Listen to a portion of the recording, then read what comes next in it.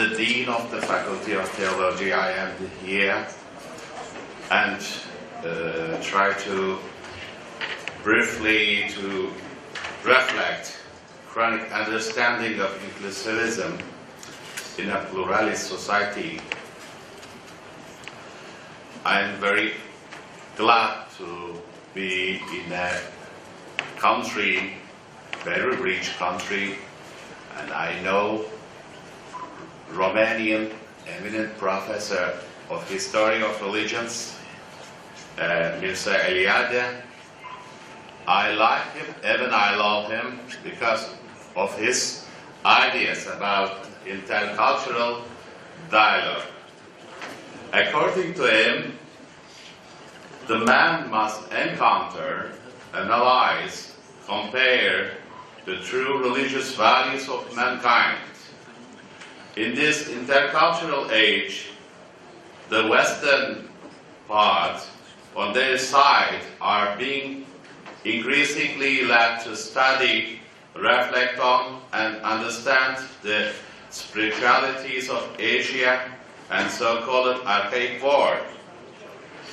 These modern contacts, discoveries, and researches must be carried out through the intercultural dialogues.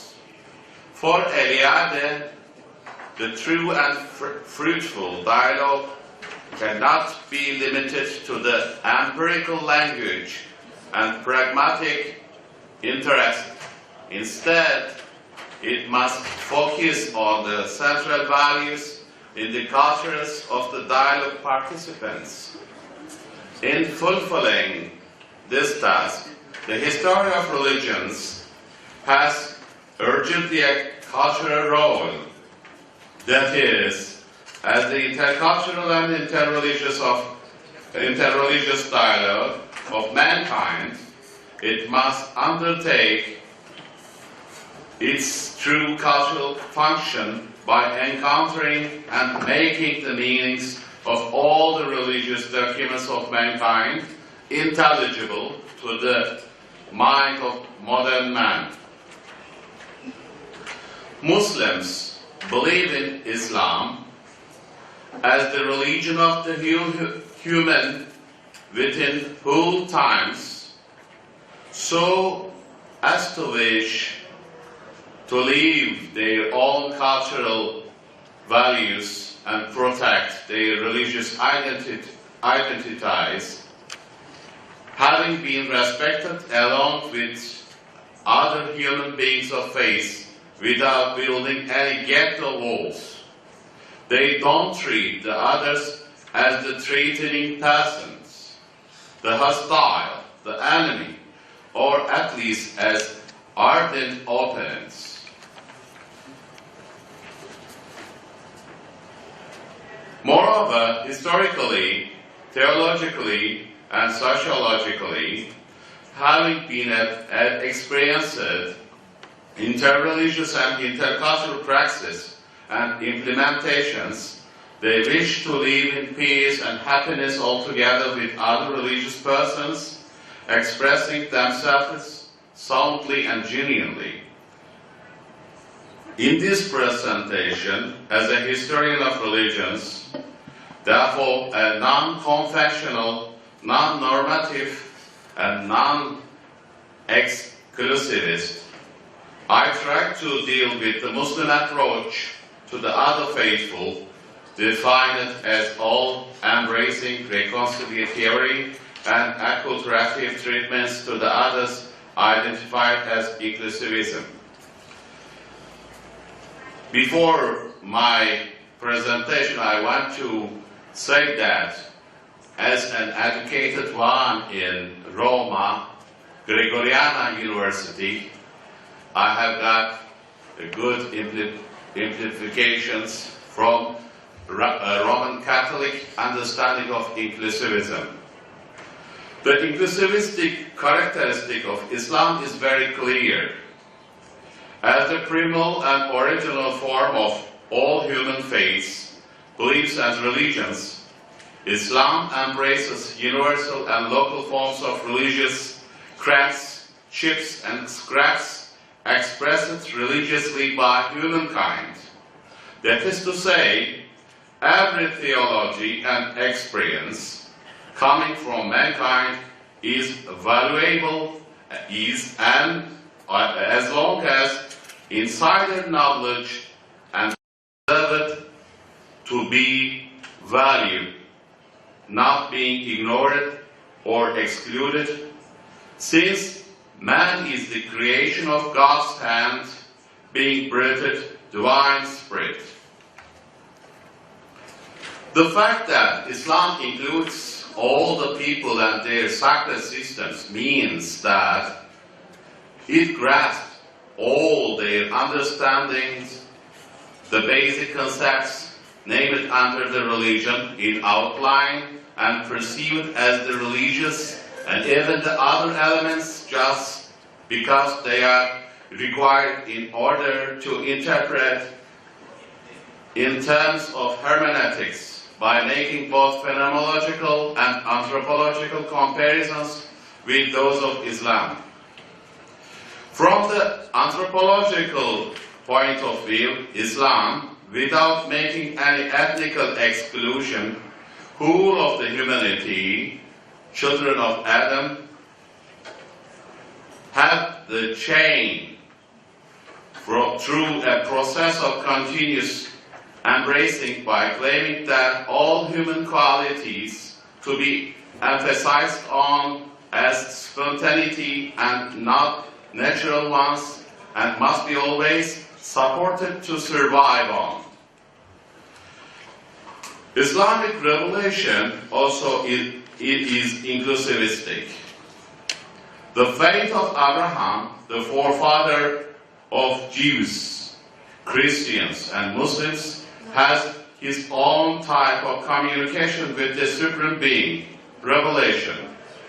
For these three faithful men, no religion is a product of a human culture, but all religion depends on revelation.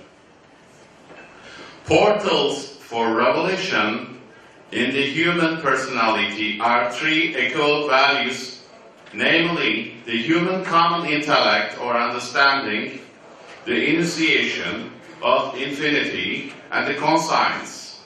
In conclusion, his story of religion is a true worship of God, as well as both nature and genius man are. The term Islam is also inclusivistic. It is well known that the term Islam is derived from the root of selama, meaning peace. However, the term Islam is meant as submission to the Supreme Being, as well as making peace for the social life. Therefore, the Islam, as the religion of peace, is not persuaded. It has not persuaded peace, but a dynamic peace, whereas the Muslim is both peaceful and peacemaker. So that Islam, as an active peace and tranquility, has to be expanded through every social unit. Submission is of instinctively human nature. By this human faculty of fully loving submission and surrender, a Muslim might penetrate into the realms of phenomena. In this result, Muslim, having this amative comprehension, might talk with other faithfuls easily.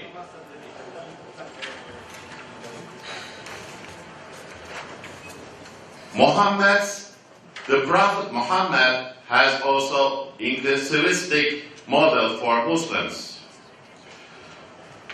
Sunnah, or tradition of the Prophet, is the second source of Muslims after the Quran, so it is normative, binding, instructive, and paradigm for Muslims. Being a model of merciness and the charity towards the humanity, in this respect, Holy Quran represents Muhammad to the Muslim with three urgent features, namely, as a particular dimension, uswa hasana, good example for the life, and the comparative and inclusivist dimension, Khatamun Nabiyyin, it means the seal or the last of the previous prophets, as an universal dimension, Rahmat al-Alamin, the merciness for the universe. By this way, Muslims understand that Muhammad was on the way to emigrate and talk with God by mouth like Moses. He was stoned like Jonas in Nineveh.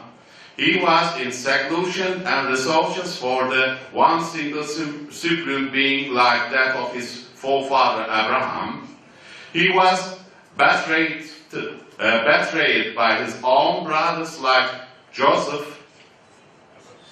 While he was an ardent warrior like David, he founded a peaceful state like King Solomon did. So he embraces the previous prophets' lives and modelings and characteristics and messages. Muslims can find easily a part of prophetic sunnah when they read their stories narrated in Quran. Quranic inclusivism towards others is also urgently must be insisted on. Islam is taxonomically embraces both the universal religious values and locally innocent values of the humankind. The truth is the lost gift of Muslims. Islam is in everywhere. It means submission. This position gets Islam able to speak about every religious and every social-cultural affairs man created. Moreover, Quran encompasses all the innocence, justice, and truth wherever they are. Man is worthy of being addressed by the Quran. Whatever religion he has, having the purest nature called by God, is the most honored creature of the universe. According to contemporary Muslims, Quran attempts a continued revelation to all people of book. It means Judeo-Christian tradition. Inclusivistic approach means the acceptance of all monotheistic traditions as believers who may attain salvation. Among those who affirm this position, some of them defend the context of revelations and of the overall inclusivistic affirmation of the Quran. Still others admit that certain verses really are negative and that dialogue has to come to terms with the apparently exclusive as well as obviously inclusive passages as honestly as possible. All of these realities must be seen in the light of essentially inclusivistic message of the Quran, in which it is affirmed that God created different nations and tribes, that there is no compulsion in religion, that only God is ultimate knower of truth. The context is as important as the text in looking at development Muslim views about Christianity. And the result, in the eyes of Muslims, that the Christians are not saying with a Hindu or a Buddhist. Instead, the Christians are the most affiliated persons to Muslims in afflictions and law. Therefore, Muslims encountering with a Christian must and can enrich his understanding of Christianity. It may help him to increase his spirituality too. Christianity is for him essentially a mystery. The beauty of Christianity lies in the acceptance of this divine mystery, while Islam teaches that it is man who is veiled from God. Allah is not veiled from him. He had to know God. So, Islam is essentially a way of marifah, gnosis. I want to come to conclusions. We may say that Quran offers some certain prescription for the coexistence of people of various faiths. If Islam provides the leadership based on Quranic principles of justice and forgiveness, and encompassing an inclusivistic, multicultural community of Muslims would emerge, since Muslims look upon the concept of living together, symbiosis, as a Quranic approach. For Islam, the society in which Muslims live is inevitably a multicultural community. It means that an intercultural society is a natural and de facto position, not a de jure situation, as perceived so long in history by the other systems. For this reason, Muslims, for instance, concretely Turks, form the societies consistent of different believers, of diverse cultures, of diametrically contrasted traditions, as well as interracial matrimonies of various worldviews. They could manage to live together in peace and tranquility, just as the Quran ordered them to behave so. Just because the Quran both accepts and expects the reality of difference and diversity, insofar as diversity is a primary purpose of creation. While the Quran clearly claims absolute truth for Islam, it doesn't completely exclude the possibility that there might be other paths to salvation. That the Quran recognizes the legitimate multiplicity of religious convictions and laws, and that it is possible for non-Muslims to attain the blessing of salvation in their path to one unique God. For Muslims, their context is as important as their texts in looking at development of their views about other faithfuls. So we may easily understand that, instructed by the inclusivistic ideas of Quran, and even being told merciful to the world and optimistic in nature, Muslims must behave other creatures by giving them liberation and service. Having been so sensitive to the environment, a Muslim means not solely peaceful but peacemaker to the universe and submitted one to the Supreme Being. Therefore, Muslim-Christian relations have a complex and often negative history, and in the modern, post-colonial, globalizing and ever-increasingly multi-faith world of today, relations between these two faithful are arguably more important than ever.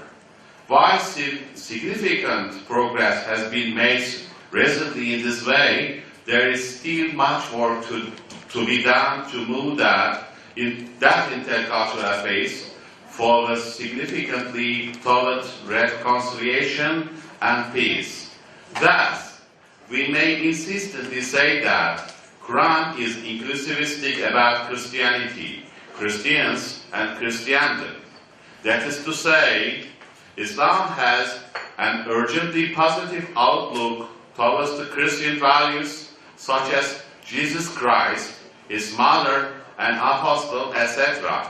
But it is, in a word, ambivalent about the phenomena and theologies established by the Church during the history of Christendom. So, Islam contains positive and embracing dogmas affirming the original roots of Christians, but also to them it adds some cautious and rejecting teachings about the traditional beliefs of Christians, especially that they are associated with Jesus. So main conflicts are based on the Christological teachings. In conclusion, We may call Muslims' attitude towards the Christians a sort of yes, but condition. However, it could be considered as a part of inclusivism.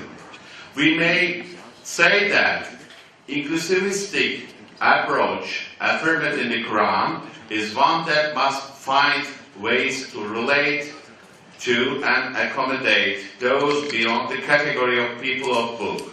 Thanks for your patience. Thank you very much for your listening.